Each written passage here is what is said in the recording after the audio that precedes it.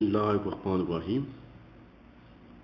Today topic is strategy analysis क्या होता है।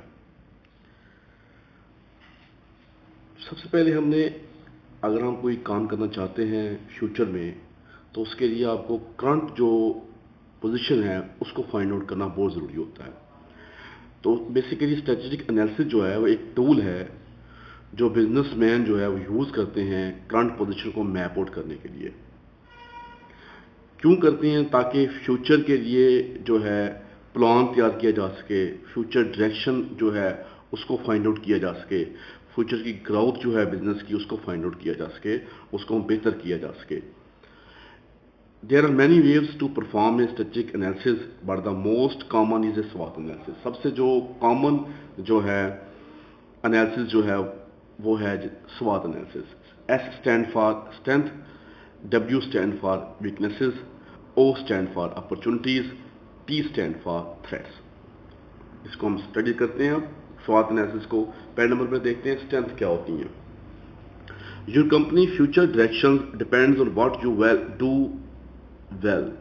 स्ट्रेंथ का मतलब होता है प्लस पॉइंट। ये आपकी जो कंपनी है इसके प्लस पॉइंट क्या हैं, इसके स्ट्रांग पॉइंट्स क्या हैं, ठीक है जी, उसे हम कहते हैं स्ट्रेंथ है। यानी आपने आप ये कह सकते हो डिपेंड्स करता है on what you do well, कि आप क्या अच्छा परफॉर्म करते हो, वेल आप क्या क्या चीज़ें परफॉर्म कर रहे हो, वो स्ट्रेंथ में आएंगी।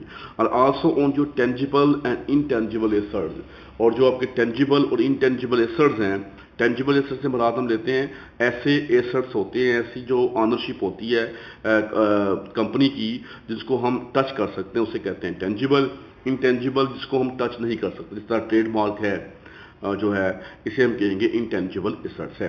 मोनोग्राम है, ये तमाम इंटेंजिबल एसेट में आते हैं। इसके बाद हम बात करते हैं name your strength including aspect of your company culture. इसमें जो कंपनी कल्चर है वो जो है उसकी जो एस्पेक्ट हैं वो बहुत अहम है, वो भी स्ट्रेंथ में आता है।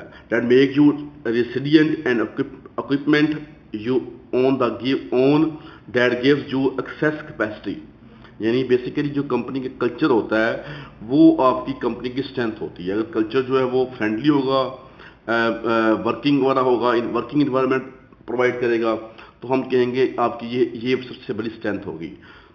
Include strong relationship with customers and long term tenure of staff. और एक बात और याद रखिएगा, स्ट्रेंथ में ये चीज़ शामिल है कि आपके कस्टमर के साथ रिलेशन जो है वो बहुत स्ट्रांग होनी चाहिए, और स्टाफ जो है आपका वो लॉन्ग टर्म वो हायर करना चाहिए आपको। इससे क्या होगा, रिलेशनशिप ऑटोमेटिकली जो है वो बिल्टअप होते हैं।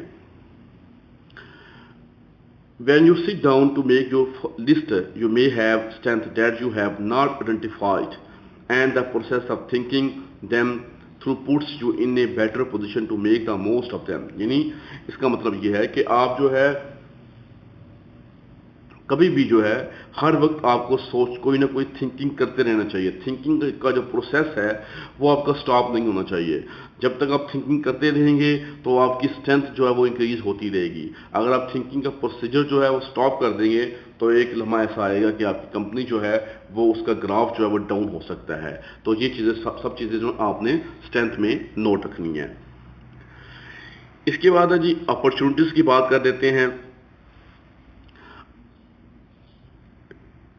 पहले हम वीकनेसेस की पढ़ते हैं। स्ट्रेंथ और वीकनेसेस जो हैं ये दोनों जो हैं आपकी इंटरनल जो हैं फैक्टर्स हैं, और जबकि जो अपॉर्चुनिटीज़ और थ्रेट जो इसे हम एक्सटर्नल फैक्टर कहते हैं। वीकनेसेस की बात कर देते हैं क्योंकि कंपनी के जो इंटरनल मामला हैं ये वाले दोनों। Naming your weaknesses also helps you understand where your company stand and where it needs to go. लेकिन अगर अपने कंपनी को आप अंडरस्टैंड करना चाहते हैं तो जिस तरह आपने उसकी स्ट्रेंथ को अंडरस्टैंड किया उस तरह आपने उसकी वीकनेसेस को भी अंडरस्टैंड करना है। When you create a list of your weaknesses, आप एक लिस्ट क्रिएट कर दें। Don't see this process as criticism. Basically आप ये ना समझें कि इसे हम क्रिटिसिज्म कर रहे हैं। वीकनेसेस का मकसद ये है, नोट करने का, लिस्ट बनाने का मकसद ये है ताकि उसको हम मिनिमाइज करें, उसको हम रिमूव करें, ताकि हमारा जो बिजनेस है उसका जो ग्राफ है उसको अप किया जा सके। But as stepping back and getting an objective view, your company may not have a dependable enough or a large enough vehicle to deliver the volume of product that you hope to wholesale। यानी आपने क्या देखना है कि हमारा जो weaknesses में आएगा क्या है कि हम जो है होलसेल पे लोगों को कोई प्रोडक्ट दे रहे हैं, इसका जो वॉल्यूम है वो काफ़ी लार्ज है कि हम होलसेल पे लोगों को प्रोवाइड कर रहे हैं जो है तमाम मटेरियल जो है अपना, होलसेलर हमारे मौजूद है मार्केट में। Your vehicle situation is not a short coming, आपके पास व्हीकल लाजमी होनी चाहिए, आपके पास व्हीकल होगा तब आप होलसेलर को डिलीवर कर सकते हैं प्रोडक्ट को। अगर व्हीकल नहीं है तो इसका मतलब है कि आपकी शॉर्ट कमिंग है, तो इससे क्या होगा, आपकी जो सेल्स है वो मिनिमाइज हो जाएगी। But is an important obstacle to identify so you can address it with the relatively simple step of buying another one. तो इसका हल क्या है कि आप एक वैन जो है वो परचेज करेंगे ताकि इस रुकावट को जो है, जो सबसे बड़ी ऑब्स्टेकल है, इसको हम रिमूव कर सकें। इसके बाद आता है जी, हमने अपॉर्चुनिटीज़ के बाद बात की है, दो हमने पॉइंट्स आपको बता दिए हैं। नंबर 1 पे हमने आपको बताया स्ट्रेंथ क्या होती है, यानी प्लस पॉइंट जो होते हैं, और नंबर 2 पे हमने बताया वीक पॉइंट जो है, यानी इसके नेगेटिव पॉइंट जो है वो क्या होते हैं। इसके बाद जो अपॉर्चुनिटीज़ क्या होती हैं, also strength and weaknesses describe your company internal environment. दोनों चीज़ें जो है वो इंटरनल इन्वायरमेंट को बयान कर रही हैं। अपॉर्चुनिटीज़ और थ्रेट जो है वो आपका एक्सटर्नल लैंडस्केप होता है, यानी एक्सटर्नल इन्वायरमेंट को बयान कर रही होती हैं।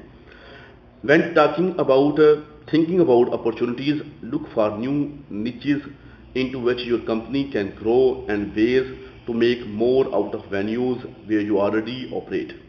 Think about customer demand. आप देखें जी, आपने अपॉर्चुनिटीज में ये है, आपने कस्टमर डिमांड जो है उसको थिंक करना है, उसके बारे में सोचना है, और and new ways that your company can meet it, और नए मेथड जो है आपने इंट्रोड्यूस कराने हैं।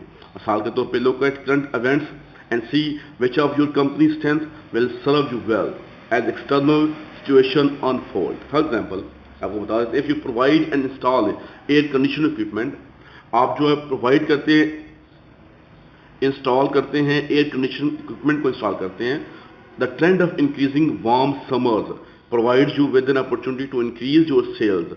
तो उससे क्या होगा, आपकी सेल जो है वो आपने इंक्रीज करने का उसका एक मौका आप प्रोवाइड कर रहे हैं समर वेकेशन में, specially if you offer environmentally friendly technologies. ठीक है जी, तो ये अपॉर्चुनिटीज़ में आपने बेसिकली कस्टमर के बारे में सोचना है, उसको आपने फैसिलिटेट करना है, उसकी डिमांड को बारे में सोचना आपने, तो इसे कहते हैं अपॉर्चुनिटीज़। इस तरह जो है आपका जो है बिजनेस जो है वो ग्रो करेगा। इसके बाद लास्ट पॉइंट जो हमारा है वो है थ्रेट्स क्या होते हैं। देखिए, थ्रेट्स को अंडरस्टैंड करने से पहले हम इसको स्लाइड से पहले बाद में करेंगे, पहले आपको ये 2 पॉइंट्स आपको बता देते हैं कि थ्रेट्स में क्या चीज़ें आती हैं। नंबर 1 पे कंपटीशन आएगा, यानी कंपटीटर जो हैं वो आपके मार्केट में कौन कौन से हैं, उनसे आपको थ्रेट है। नंबर 2 पे जो है न्यू टेक्नोलॉजीज जो हैं उनसे आपको थ्रेट होगा। तो 2 पॉइंट्स हैं जो थ्रेट्स में आपके आएंगे। तो इसको आप देखते हैं स्लाइड से जी। Understanding the threats that your company faces helps you prepare and shift gears. If you had been the first in your field but now you face increasing competitions, you can address this threat by focusing your branding or consistency and longevity. देखिए जी, अगर आप जो है threat जो है, आपको competition बहुत ज़्यादा हो गया आजकल, तो आपको थ्रेट को आपको जो है एड्रेस करना पड़ेगा। तो उसके लिए आपकी जो आपका ब्रांड है उसमें कंसिस्टेंसी होनी चाहिए, लॉन्गविटी होनी चाहिए, फिर जो है आप जो है उस थ्रेट को मिनिमाइज कर सकते हैं।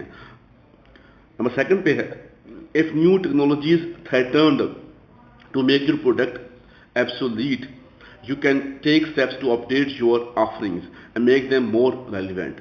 बात का ये होता है कि आपने जो प्रोडक्ट इंट्रोड्यूस किया हुआ है, न्यू टेक्नोलॉजीज की वजह से आपका प्रोडक्ट जो है वो मार्केट में इतना ग्रो नहीं कर रहा, तो आपको नेसेसरी स्टेप लेने पड़ेंगे जो है, ताकि आप जो है अपडेट कर सकें अपनी ऑफरिंग्स को। ठीक है जी, ताकि आपकी जो है उसकी सेल जो है उसको इंक्रीज किया जा सके। तो ये था हमारा जी SWOT एनालिसिस। अगर अभी तक आपने इस चैनल को सब्सक्राइब नहीं किया तो आप सब्सक्राइब कर लीजिए। थैंक्स।